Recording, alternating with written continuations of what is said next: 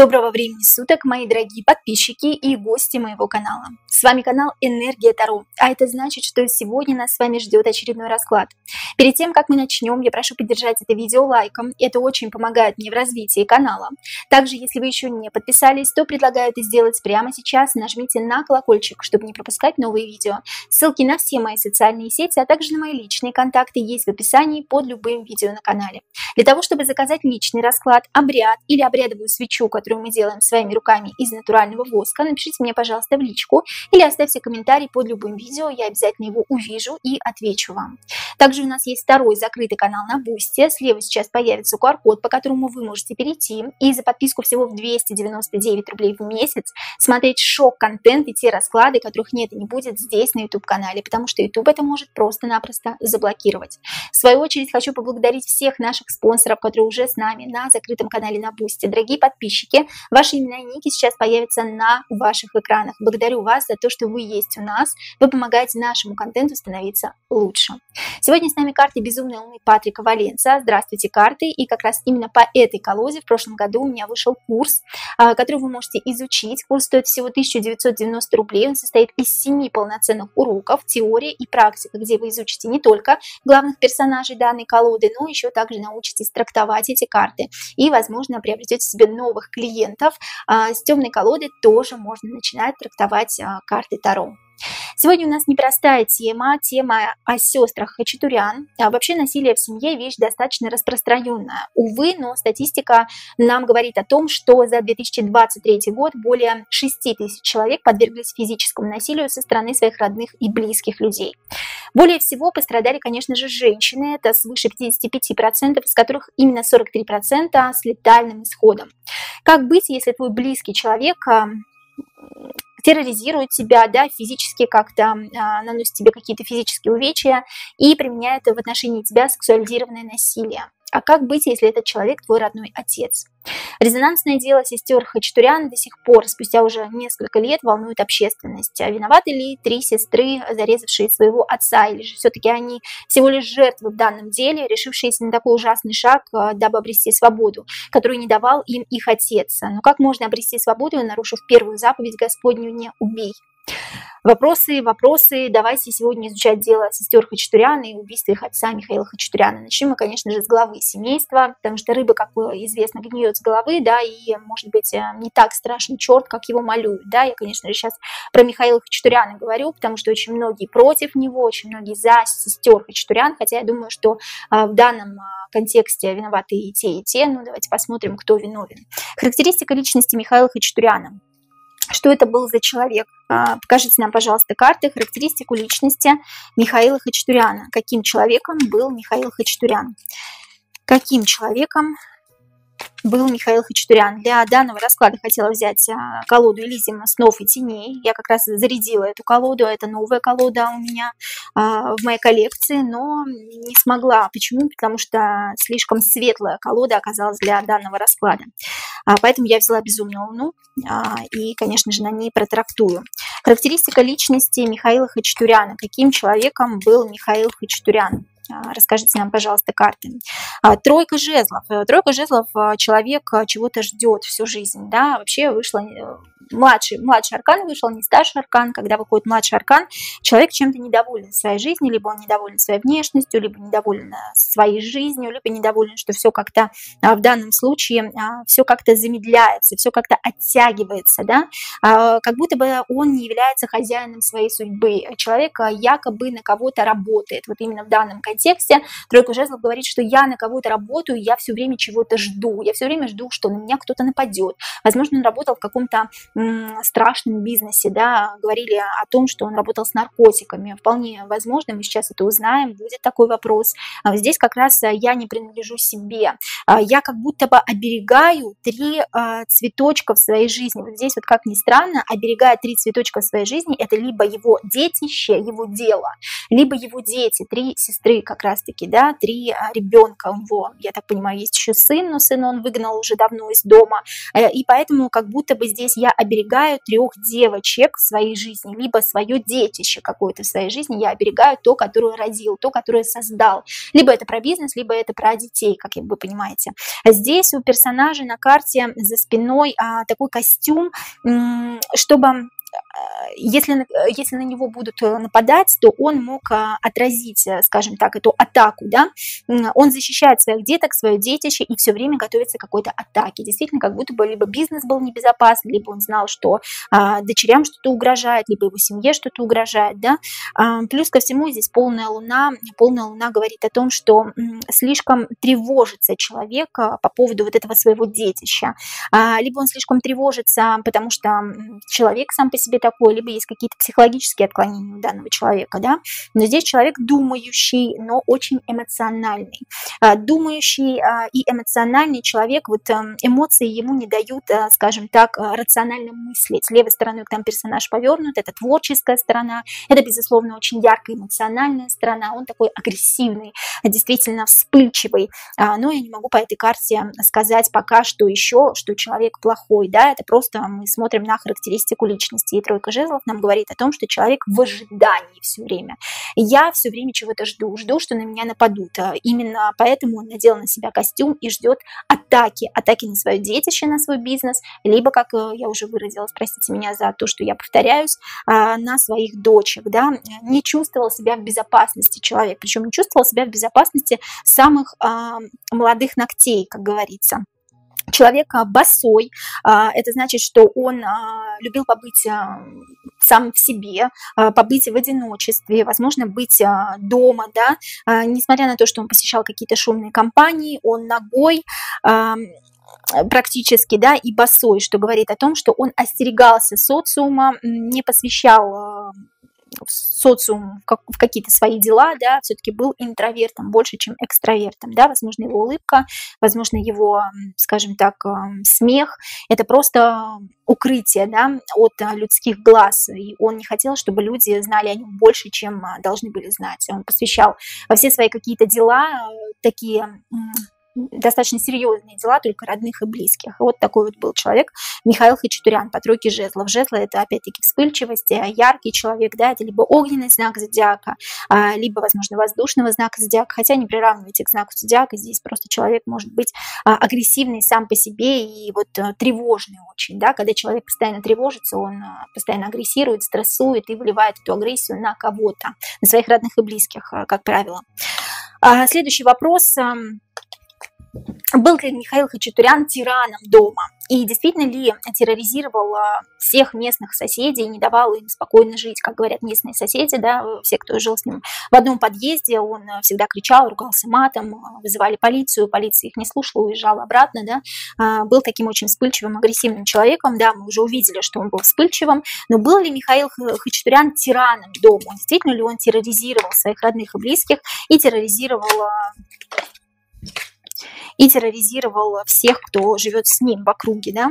Но он был таким, да, знаете, отрубить и все, и забыть, да, как бы срубить с плеча все, что мешает. Он действительно был таким очень агрессивным, да, очень вспыльчивым, как я уже сказала. По поводу тирана, я не знаю, сейчас выйдет у нас карта тирана или нет, но здесь самого главного в своей жизни он не замечал, да, а самое главное в его жизни — это быть спокойным, да, самое главное, что в нашей жизни — иметь спокойствие, быть спокойным, мудро, с мудрой точки зрения взглянуть на любую ситуацию, которая есть, а он прям рубил с плеча. А здесь женщина рубит сучья, которые принесут ей потом впоследствии плоды. Он прям рубил, он прям ругался, он мог материть, да, человека, если ему что-то не нравилось. Самой главной сути в своей жизни он не видел. Если бы он был спокойнее, если бы он не был так тревожен, возможно, и смерть бы не коснулась его, да, и дочери, возможно, бы его не убили. Он, конечно, в ситуации отчасти виноват и сам, да. Мы сейчас узнаем еще, было ли сексуализированное насилие против дочерей, но здесь он действительно был очень агрессивным человеком. По поводу тирана сейчас узнаем.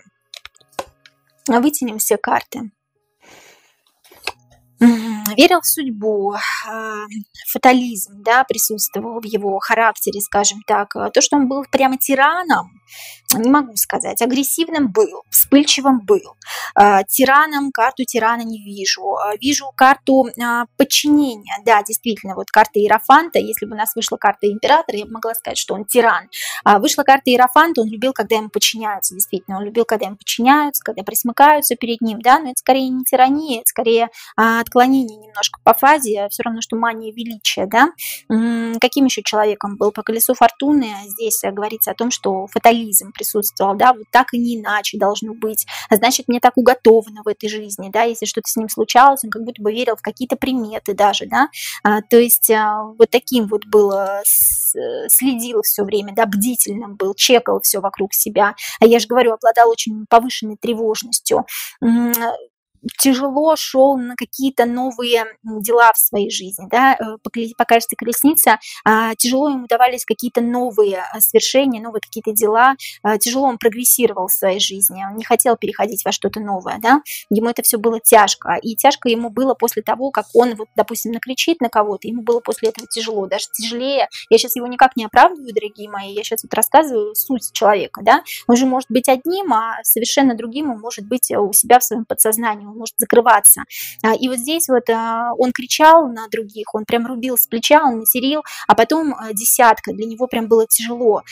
Тяжело как-то подойти, извиниться, возможно, он никогда не извинялся, да, ему прям было очень тяжело, очень горько, очень досадно, что он на кого-то там накричал. Но он любил, чтобы ему подчинялись, и если его кто не слушался, то все, да, с глаз долой и сердце вон.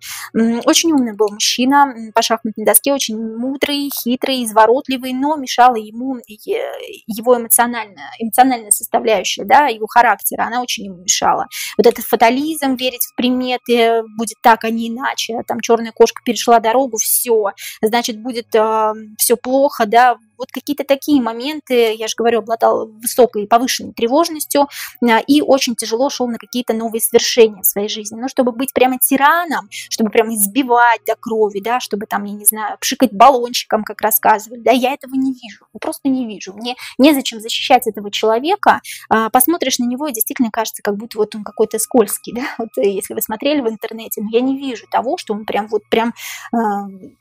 бил, издевался. Давайте узнаем, насиловал ли он, да, девчонок. Но сейчас чуть попозже мы это узнаем. Давайте до конца обработаем его характеристику личности. Я все-таки хочу понять, что не так было в их семье, да, и поэтому так долго все рассказываю. Уж извините меня, друзья, если хотите, перемотайте, там будет момент, где насиловал ли он дочек или нет.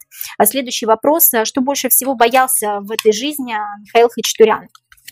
У каждого человека есть страхи, и наши страхи – это наши главные враги. Если мы чего-то в жизни боимся, то все, да, то тем более, если мы об этом думаем, тем более, если мы обладаем повышенной тревожностью, все, чего мы боимся, мы притягиваем к себе.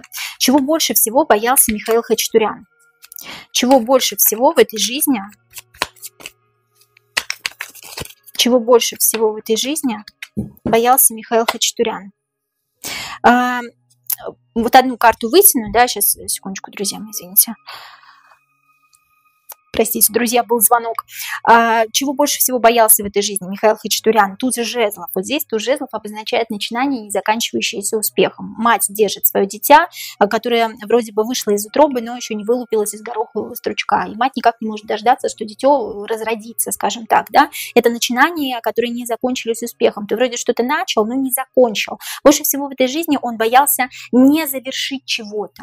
Вот там, я не знаю, не посадить дерево, не построить дом, не вырастить своих детей, да, не дать им отдельного будущего, скажем так, не доделать свои дела до конца. Он был вот в плане дел, в плане какого-то профессионального чего-то, несмотря даже на то, что он занимался, возможно, чем-то не очень хорошим, да, вот он был в плане профессионального, вот я поставил цель, я сделаю. Я дойду до конца, чего бы мне это ни стоило. И больше всего я боюсь, если я это не доделаю до конца. Вот здесь говорили то, что никогда в своей жизни не работал, никогда ничем не занимался. Ему дочери все там подносили вот так вот на тарелочке, да, с золотой каемочкой. Вот здесь я не вижу человека лентяя. Вот честно. Я вот правда была настроена по поводу этого расклада думаю, ни за тех, ни за других не буду, да, потому что мне не та сторона, скажем так, неприятна, да, я сторона отца имею в виду, ни девочек я не до конца понимаю. Здесь как бы ни тех не жаль, если честно, вот правда, положа руку на сердце, да, и вот здесь я не вижу ленивого человека, не вижу лентяя, хотя про него говорили, что он лентяй, нет, он больше всего в этой жизни боялся не завершить то, что начал. Поставил цель, должен дойти до конца. Вот в этом плане, в плане профессионализма, попахивает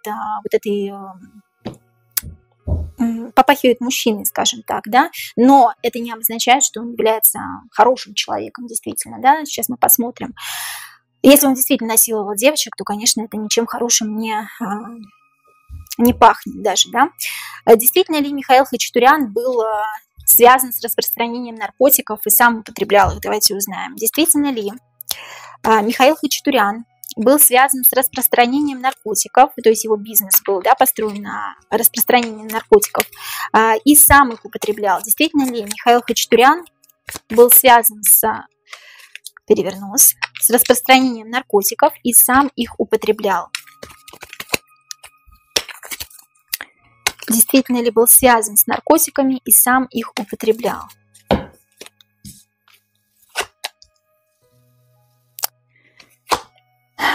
Одни девятки. Девятка – это стагнация, друзья. Девятки – это деградация. Он кого-то безумно боялся, да, он был связан с какой-то мафией, он был связан с какими-то делишками, я бы сказала, да, это не назвать делами, это делишки. Ох, как много плохих карт.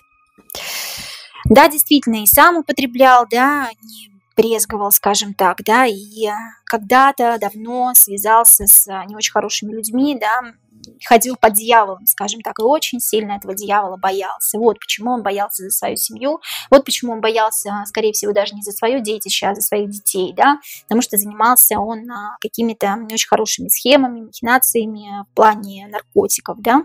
Действительно, наркотики здесь имели место быть. Карта отшельника говорит и карта девятка жезлов говорит о деградации, о том, что его загнали в угол. Отшельника загнали в угол, он уже ничего не может с этим поделать. Все, он очень сильно боится по девятке мечей, простите, а по девятке жезлов его угнетает эта ситуация. Девятка жезлов маленький огонечек надежды горит, и он думает, ну вот когда-нибудь я из этого выберусь, ну вот когда-нибудь я не буду манипулируем. Он манипулируем был кем-то, почему? Потому что у персонажа здесь спрятаны руки, я не вижу здесь рук, да, да, он хорошо зарабатывал, да, он всегда на людях улыбался, смеялся, был открытым, у него было много знакомых, он там мог, возможно, и с полицией какие-то связи иметь, да, но это все маска. Обратите внимание, что на человеке маска. Еще раз говорю, я ни в коем случае сейчас его не прикрываю, я выражаю вот все его чувства, какие были у него при жизни. Страх. Я просыпаюсь в холодном поту, я боюсь дьявола, на которого я работаю. Я отдаю этому дьяволу все свои ресурсы по звезде. Когда-то он сделал меня звездой. Что значит сделал звездой? Дал мне много денег, да? Вообще у меня на самом деле много идей в голове. Я могу какой-то другой бизнес, возможно, открыть. У меня много идей по, возможно, строительству каких-то других схем, более, скажем так, легальных. Но я не могу, потому что я должен отдать все свои последние ресурсы тому дьяволу, на которого я работаю. И я очень сильно боюсь. Я боюсь за семью, я боюсь за детей, я боюсь за себя. Меня очень сильно угнетает эта ситуация. Почему? Потому что я не принадлежу себе. Меня загнали в угол. Я дурак, по нулевому старшему аркану дурак, который не подчинен сам себе.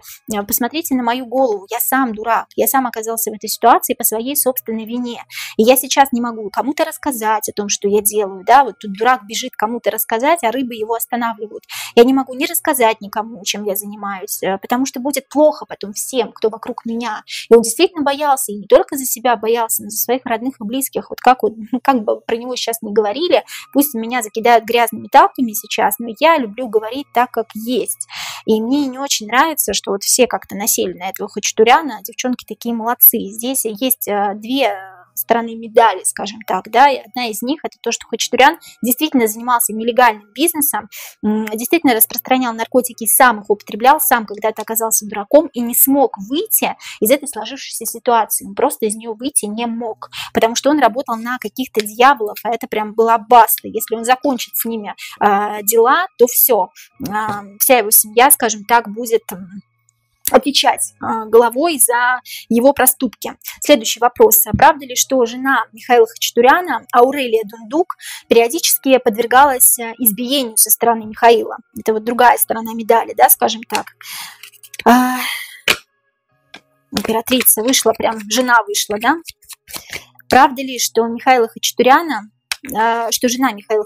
простите, Аурелия Дундук, периодически подвергалась избиению со стороны Михаила? Императрица вышла. Императрица такая карта, знаете ли, непростая. Императрица себе цену знает. Жена-то женой, но тут не вышла ни королева какая-нибудь, ни паж, который прислуживает и присмыкается. Тут вышла настоящая императрица, которая всем фору даст, которая себя очень любит, уважает и ценит. Правда ли, что жена Михаила Хачатуряна, Аурелия Дундук, периодически подвергалась избиению со стороны Михаила Хачатуряна?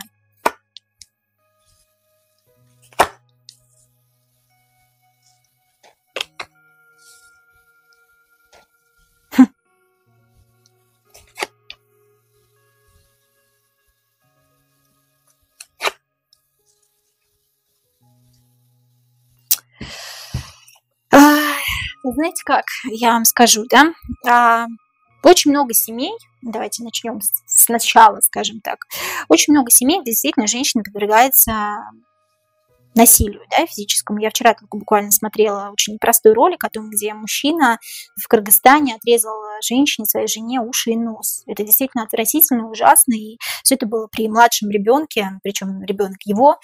Но здесь на картах я вижу немножко другую картину. Да, были всякие разные, скажем так, ругань была, да, ссоры были, ну, у кого не бывает ссор, ну, скажите мне, да, мы все люди разные, все друг другу очень тяжело, скажем так, приспосабливаемся, у каждого есть свое мнение. И вот здесь карта императрицы, здесь не вышла карта императора. Обратите внимание, что здесь не вышла карта тирана, который так вот взял и подмял под себя золотого бычка. Здесь вышла императрица. А императрица в этой колоде, ох, как любит себя. Она не заботится о детях, она любит свой внешний лоск, красоту любит наводить, и она любому фору даст. Берите выше, плюс ко всему карта императрицы соседничает с картой 20-го старшего аркана «Страшный суд». Я свысока говорю тебе, что делать. Мое слово должно иметь какой-то вес в этом доме. Да? Если мое слово вес иметь не будет, я тебя под себя не подстрою, то все. Тут показана обиженная женщина, королева мечей, плюс еще, да, ко всему здесь есть королева мечей, это у нас женщина обиженная, со своими какими-то тараканами в голове, со своими какими-то обидками. Но я не вижу, что ей обижаться-то есть на что. Да, у них были ссоры, подводчики мечей, они люди совершенно разного поля ягоды, скажем так, да. Михаил одного был характера и склада ума, а Аурелия совершенно другого. И вот в чем-то они прям не сходились, и сильно ее это бесило. Я не могу сказать, что она обиделась от физического какого-то воздействия. Он ее не бил. Я этого не вижу. Я не вижу, что он ее прям избивал. Возможно, были какие-то там пощечины какие-то там, я не знаю, толкнул, сказал, и ты, что ты делаешь, женщина, да, в кавказских семьях так бывает, да, в обычных семьях так бывает. И вот здесь такая игра на шахматной доске двоих сильных игроков, которые не хотят друг другу уступать. И под шахматной доской сидит человек. И, скорее всего, под шахматной доской это их дети, да, дети, которые видели все это, скажем так, в семье, припирания, ссоры, какие-то распри и так далее. Но я не вижу здесь прям физики какой-то, да. Я не вижу здесь рыцаря мечей, я не вижу здесь башни, я не вижу, что он ее колотил, бил. Она пыталась его под себя подстроить, это я вижу. А мужчина никак не хотел подстраиваться под нее. Вот это я вижу прекрасно.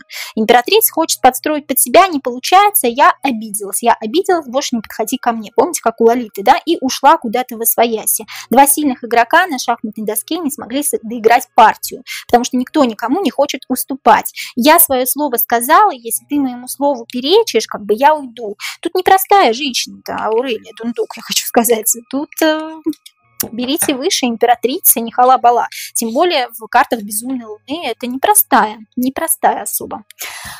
Следующий вопрос. Опять-таки, не защищаю Михаила Хачатуряна. Первый раз о нем услышала буквально вот, когда мне подписчики написали. Я вообще не слышала про эту историю. Я посмотрела видео, несколько раз посмотрела и какие-то свои выводы сделала. Правда ли, что Аурелия Дундук не могла забрать своих дочерей Кристину, Ангелину и Марию от отца, потому что боялась его связи? Якобы он ей угрожал, что он придет, расправится, всех убьет, ну и тому подобные вещи. Да? Правда ли, что Аурелия Дундук не могла забрать своих дочерей Кристину, Ангелину и Марию от Михаила Хачатуряна, только потому что очень его боялась и боялась его связи, потому что он ей угрожал, что если она заберет дочерей, то он ее убьет и убьет их всех. Правда ли, что Аурелия Дундук не забирала своих детей от Михаила Хачатуряна, потому что очень его боялась? Ушла из горящего здания в новую жизнь. Мужчина какой-то появился-то. Король Пентаклей да рыцарь кубков. Неправильная любовь изменяла. Блин, вот знаете, честно, ну конечно, да, манипулировала, изменяла. Ушла, потому что дети были не нужны. Ненужные дети. Таких матерей называют кукушка. Кукушка, кукушка, сколько мне жить? Свечка запылала, правду говорю. Итак, ушла из горящего здания в новую жизнь. Ну, пеленки, распашонки и всякое бла-бла-бла, да, даже если там дочери уже выросли, все равно, да, нужно ухаживать за дочерьми, за детьми, а хочется новой жизни. Вот уехала, вот и ушла, да, к новой жизни. Там, где и денежки были у какого-то короля Пентаклей, и рыцарь кубков, это новая любовь, влюбленность. Еще не раскрывшаяся, еще не распустившаяся, как свежий майский цветочек, знаете, вот такая любовь. И вот к этой любви в новую жизнь, через тяжесть, через боль. Почему через тяжесть, через боль? Конечно, любой матери тяжело оставлять своих детей, да. Тяжко, тяжко. Грех-то на душу брать такой, да, но по десятке ушла в новую жизнь, ушла во что-то новое, потому что, ну вот, потому что любовь пришла, а там ушла. И завяли помидоры, да, рыцарь кубков – это влюбленность, не раскрывшаяся еще с каким-то человеком. Причем влюбленная карта неправильная, карта говорит об изменах, о каких-то сокрытиях, да, и здесь как раз-таки карта говорит о том, что она изменяла в процессе, когда еще не ушла от Михаила. Когда еще была с Михаилом, и здесь из горящего здания, из ссоры, из пламени она уехала, то есть они как-то очень сильно поссорились, да, действительно, может быть, Михаил там высказал ей свое мнение, и там очень сильно ей начал угрожать, но она уехала не потому что, и не увезла их не потому что боялась, а потому что не хотела. У нее новая жизнь началась, да, карта маг – это манипуляции в сторону дома, да, влюбленные – это изменяла с кем-то, с кем не должна была, это любовники, собственно говоря, король Пентаклей к мужчине, у которого были деньги, рыцарь кубков, новая любовь, в новую жизнь ушла. Почему не хотела забирать детей, почему не забрала детей? У меня даже вырвалось, да, не хотела, потому что не хотела. Собственно, ну почему? Новая жизнь началась, 3 дочки, не хочется, там, я не знаю, да, подвергать себя, скажем так, таким материнству, да, скажем так. Правда ли, что в отношении своих дочерей Михаил Хачатурян применял сексуализированное насилие? Вот это интересный вопрос. Михаил может быть каким угодно, но вот если сексуализированное насилие применено было к своим дочерям, то это уже, конечно же, не говорит о нем как о хорошем человеке. Правда ли, что в отношении своих дочерей Михаил Хачатурян применял сексуализированное насилие? Правда ли? И потом узнаем, если да, то кому именно применял, потому что дочери 3 человека. Может быть, кому-то применял, кому-то нет. Правда ли, что в отношении своих дочерей Михаил Хачатурян применял сексуализированное насилие? Правда ли это? Правда ли Михаил Хачатурян насиловал своих дочек? Так ли это было на самом деле? Карта, скажите нам, пожалуйста, правда. Правда ли насиловал?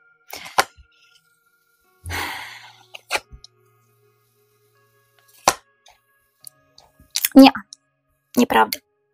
Я уже по 3 картам поняла, что нет, и здесь еще и вышла и 5 мечей. Тут немножечко другая позиция была у человека. Человек очень строгих правил. Очень тяжелый, непростой мужчина. Я ничего не говорю. Очень непростой. Мужик был непростой. Свои какие-то были у него загоны и так далее, флешбеки, но дочек любил. Оберегал. Карта мира – это оберегать свое. Оберегать свое. никому не отдавать. Десятка мечей говорит о том, что они лезли на рожон куда-то. Либо употребляли что-то, либо встречались с какой-то компанией, не той, которой нужно было, да, уберечь своих дочек, не пускать их из дома. Вот я хочу убежать из дома, я и в окно, я и в дверь, я и туда, и сюда, а здесь вокруг мечей. То есть не позволяют мне, да, не позволяют мне уйти. Карта колесницы об этом говорит. Колесничий здесь тяжело идет. Тяжело запрягает, тяжело идет колесничий здесь на одном колесе в броне. Ему не позволяют уйти далеко. Вот как будто бы не позволял им очень много запретов. А когда много запретов, запретный плод сладок. И хочется куда-то пойти, да, куда-то отдаться кому-то, куда-то податься, кому-то отдаться, как говорится. 21-й старший аркан мир, не было никакого сексуализированного насилия. Вот карта, вот эта карта прям вообще говорит о многом, пятерка мечей. Я их оберегал, охранял, вот так вот в тисках держал. Да, это неправильно, тоже вот так вот в тисках держать, я не оправдываю. Но ни в коем случае свое я насиловать не буду. Ну, то есть здесь, возможно, были какие-то грубые слова с его стороны сказаны в сторону дочек, когда он уже знал, что они занимаются не тем. Понимаете, он знал уже, что там, возможно, они не девственницы были, да. Десяточка мечей говорит о том, что занимались они не тем. Вот не тем они занимались, как-то через кровь, через страдания они вот пришли к чему-то, то ли вот, может быть, они употребляли что-то, да, здесь вот что-то с деньгами, деньги отдаешь, и тебя как будто вот, дают некую дозу смерти, скажем так, это как наркотические какие-то вещества, как будто бы, да, и поэтому не пускал из дома, когда он был дома, да, и по колеснице вот тяжело как-то их куда-то к друзьям отпускал, возможно, да, вот здесь вот об этом речь. Не было насилия. Не было проникновения со стороны отца вот в дочь, ни в одну. Я не вижу этого. И я не хочу обвинять человека, если я этого не вижу просто. Каким бы он там с виду не был мерзким, как многие говорят, да, каким бы он годливым не был с внешним видом. Но здесь вот все как бы против того, чтобы дочки гуляли, чтобы они были честными, порядочными женщинами, он хотел и так далее. Не вижу здесь насилия. Следующий вопрос. Как реально Михаил Хачатурян относился к своим дочерям? Любил ли он их? Понятное дело, что он их оберегал, там, это моя кровь, да, я там сберегу, хочу, чтобы вы выросли порядочными женщинами и так далее, да. Он уже понял, что они там с кем-то гуляют и так далее. Как реально Михаил Хачатурян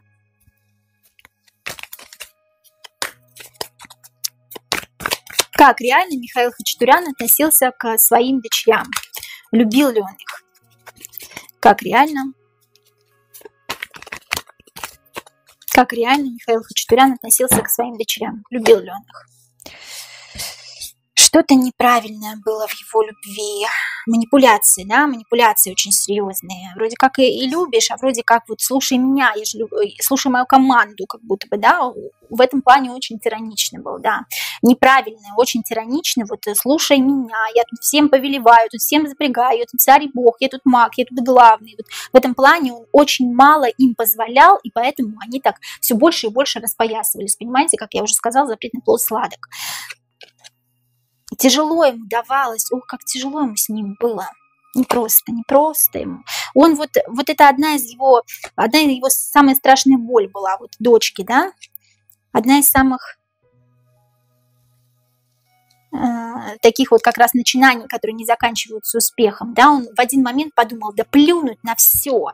И вот как раз в этот самый момент, когда он подумал, да плюнуть на все, я сейчас вот их отдам, там, да, как вот маме отдам, я их сейчас передам кому-нибудь, вот откажусь от них, все, плюнуть на все, случился страшный суд, случилась его карма, случилась его смерть. Это кармическая смерть, она должна была случиться.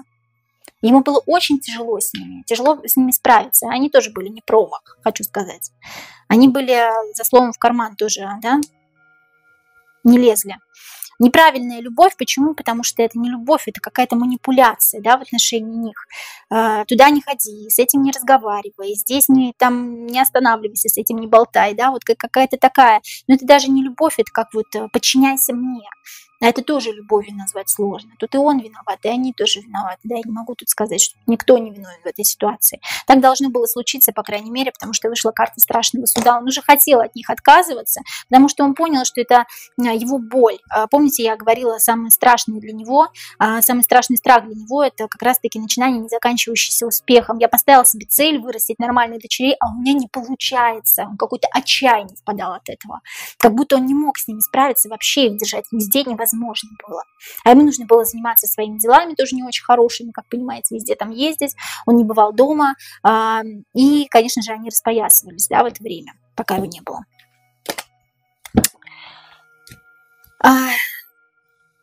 Страдал ли Михаил Хачатурян психическими заболеваниями? Давайте. Страдал ли Михаил Хачатурян психическими заболеваниями? Страдал ли Михаил Хачатурян психическими заболеваниями?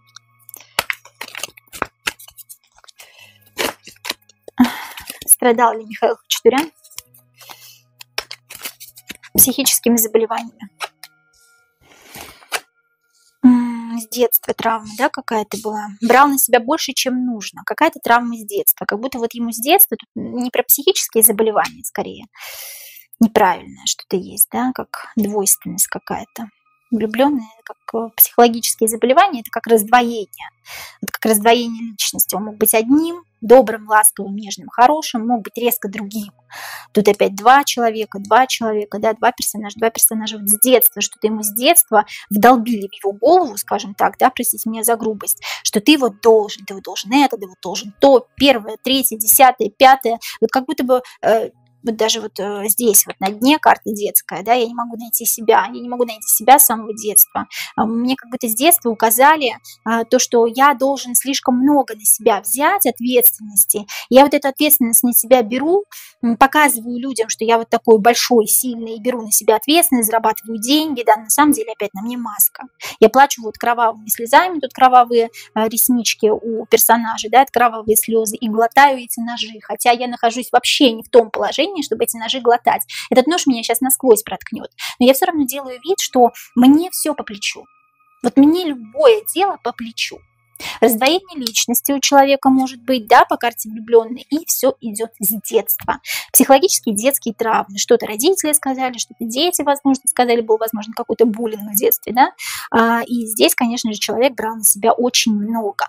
По поводу психических отклонений, раздвоения личности, по поводу просто психологических каких-то реалий, скажем так, да, с детства связанными, это как раз-таки брать на себя больше, чем нужно ответственности.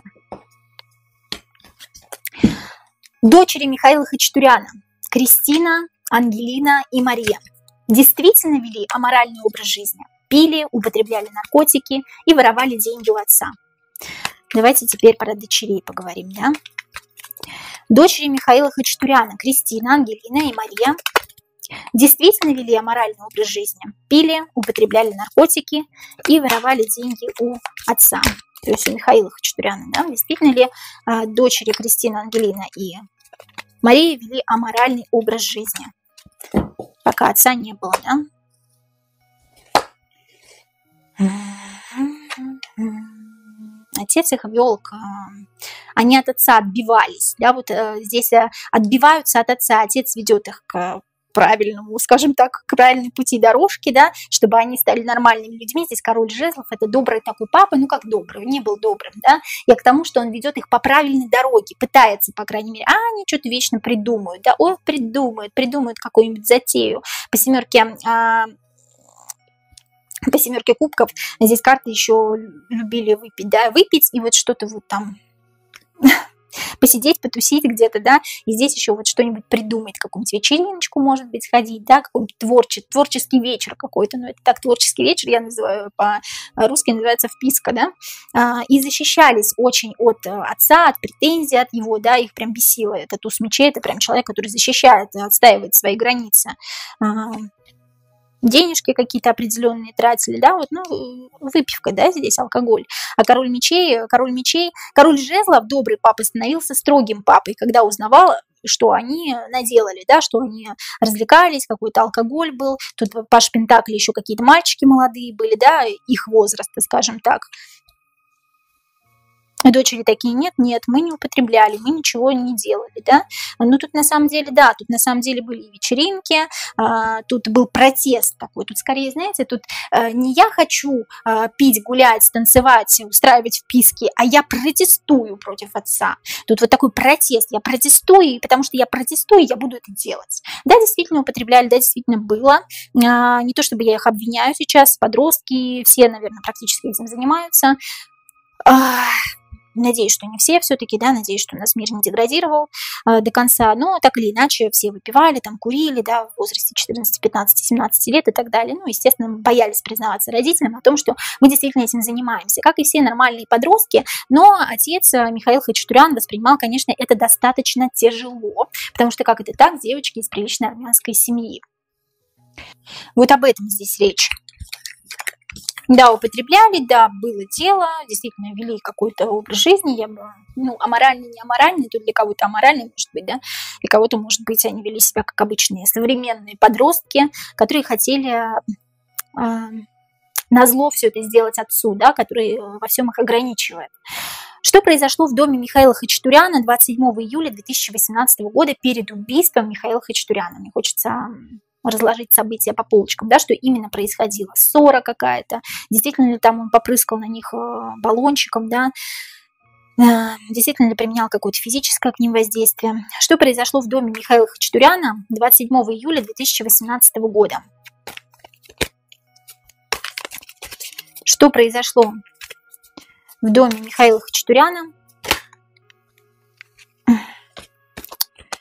Да, это карта. Что произошло в доме Михаила Хачатуряна 27 июля 2018 года перед убийством Михаила Хачатуряна? Что произошло в доме Михаила Хачатуряна перед его убийством? События, которые произошли в доме Михаила Хачатуряна. Покажите мне, пожалуйста, карты.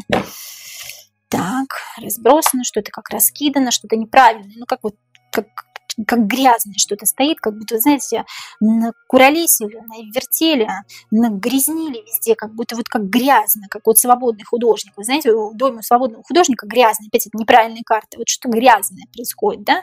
Грязное не убрали дети, да?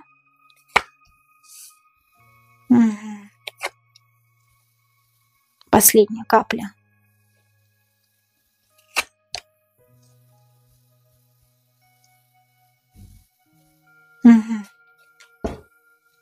То что-то еще деньги, да, с деньгами связано. Вот как дети, это моя последняя капля. Ну, вот как-то он, конечно, как-то он с ними жестко, да, был в этот день. Это моя последняя капля, да, которую вы там, скажем так, вы меня довели. Здесь как не убрано было очень дома, не убрано. Вот он из-за этого, да, ругался, из-за того, что было что-то дома не убрано, неправильно. Ну, как последняя моя капля, что вы со мной делаете, да, дети, что вы со мной делаете, как деньги. Деньги как будто бы забрали, что ли, или как украли деньги, я не понимаю. Вот как будто денег не досчитался. Денег не досчитался, и с этим сделать как будто бы ничего не мог. То ли как с карты, то ли как забрали деньги, да. Мое не отдам, деньги забрали у меня, отдавайте мои деньги. Что-то с деньгами, как будто они деньги взяли у него, да, вот здесь вот об этом речь. Ну, хорошо, что-то с деньгами, не убрано дома, видимо, дочери, да, там накуролесили. Почему дочери решили убить отца-то? Почему? Причины какие? Почему Кристина, Ангелина и Мария решили убить своего отца Михаила Хачатуряна? Почему? Почему Кристина, Ангелина и Мария решили убить своего отца Михаила Хачатуряна? Почему дочери решили убить своего отца? Почему сестры Хачатурян решили убить своего отца? Деньги.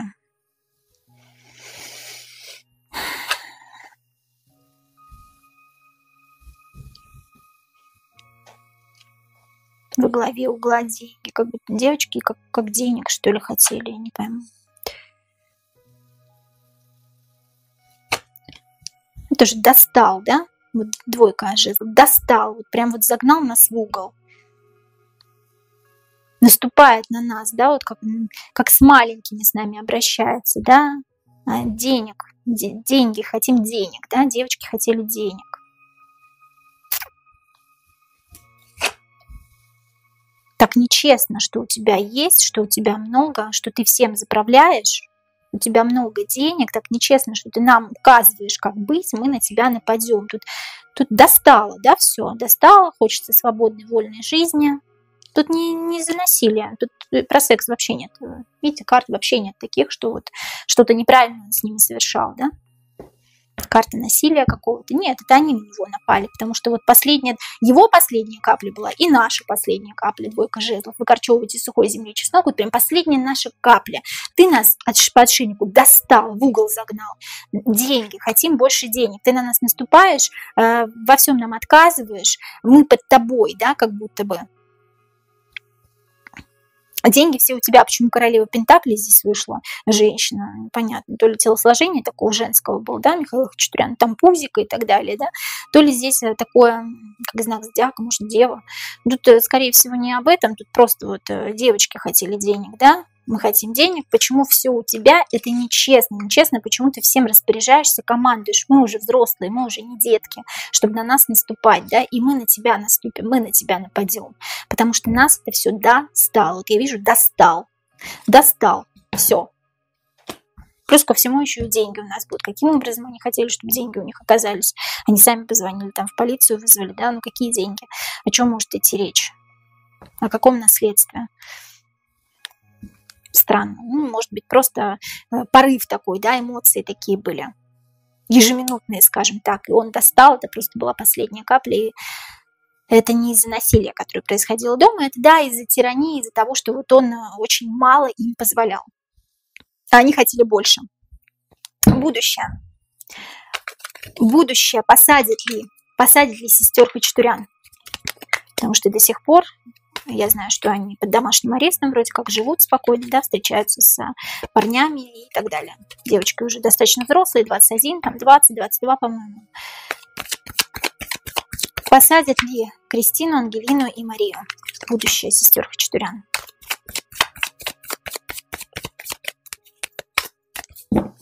Посадят ли?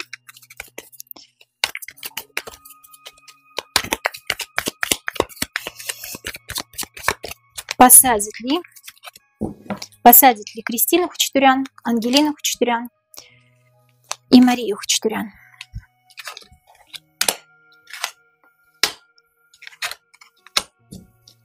Ну вот здесь вот с Марией как будто бы как то ли как маленькая, то ли как самая младшая, вот не пойму. Я, кстати, не помню, кто из них самый младший, честно говоря. Вот тут как то ли деньги дадут за нее, вот как откупится. Вот понимаете, здесь королева Пентаклей, карта откупа. Марии вот именно конкретно. Кристине придется повоевать еще очень долгое время. А вот Ангелины скоро будет глобальная трансформация, которая похожа на смерть. Глобальная трансформация здесь либо действительно посадят, либо похоже.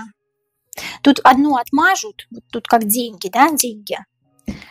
Одной придется долго повоевать, и что потом посадят. Придется начинать сначала. Как бы, да. Тут не про посадят, тут случится что-то опять, да. Тут рискуя своей жизнью, вот что-то случится. Здесь как со здоровьем что-то случится. Вот Кристина здесь как со здоровьем что-то как будто бы. Аддикция, какая-то зависимость, как что-то со здоровьем. А вот у Ангелины здесь я не люблю говорить такие вещи, я не люблю гадать на смерть, я не люблю такие вещи говорить. Здесь просто что-то не очень хорошее случится с Ангелиной, и что-то случится с Кристиной. А вот с Марией все будет нормально. Я не вижу тут карты того, что посадят их. Я вижу карты осложнений и у той, и у другой в судьбе. Большие осложнения. Почему? Потому что, скорее всего, они поступили неправильно. Вот об этом речь. Здесь нет правых. Здесь есть только виновный. Да, один виновен, потому что он все запрещал. Другие виновны, потому что они хотели свободной жизни. Ну, а Бог им всем судья. Не будем их виноватить. Пусть все решится так, как решится. Друзья мои, я вас очень люблю. Задавайте, пожалуйста, свои вопросы в комментариях. Пишите, пожалуйста, какие расклады вы бы хотели видеть на моем канале. И до новых встреч!